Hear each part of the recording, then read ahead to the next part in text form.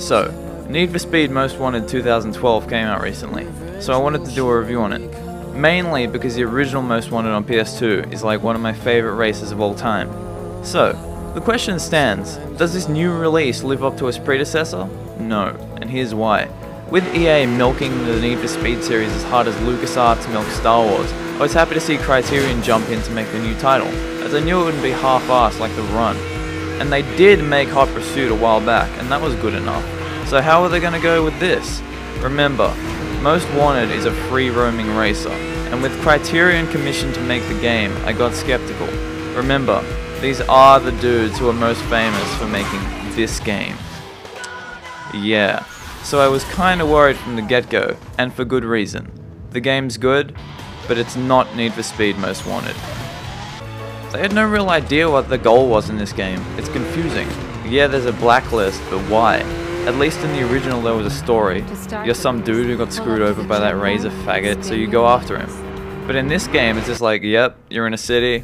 It's pretty fucking big. There's some people in it. They're in a blacklist. There's lots of races. But the blacklist, they're better. So you should like beat them and get their cars. That's good. And the controls. Ugh.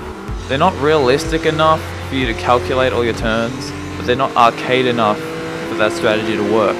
So you end up fucking a lot of drifts and corners because you're unsure of what style matches the game.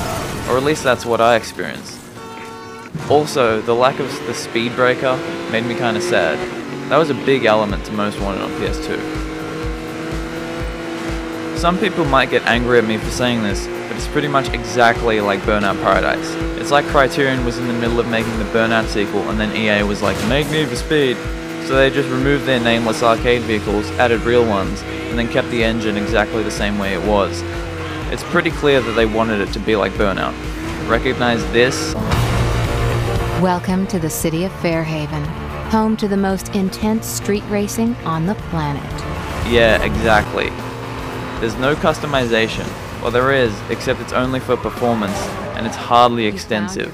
And the mods level up like there's some kind of proficiency instead of a physical part. It's like, oh, you've used the light chassis for 3 races? It's gotten lighter now, good for you.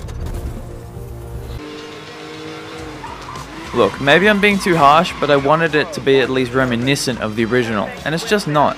Even the pursuits, they're too easy. I evaded a level 4 heat pursuit in about 1 minute 30 seconds and I wanted to cry.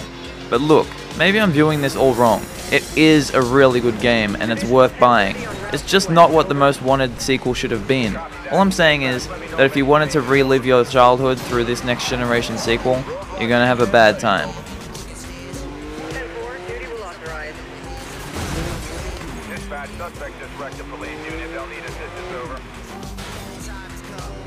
There will be more Need for Speed Most Wanted videos coming soon, and I do hope that you gain something useful from this review.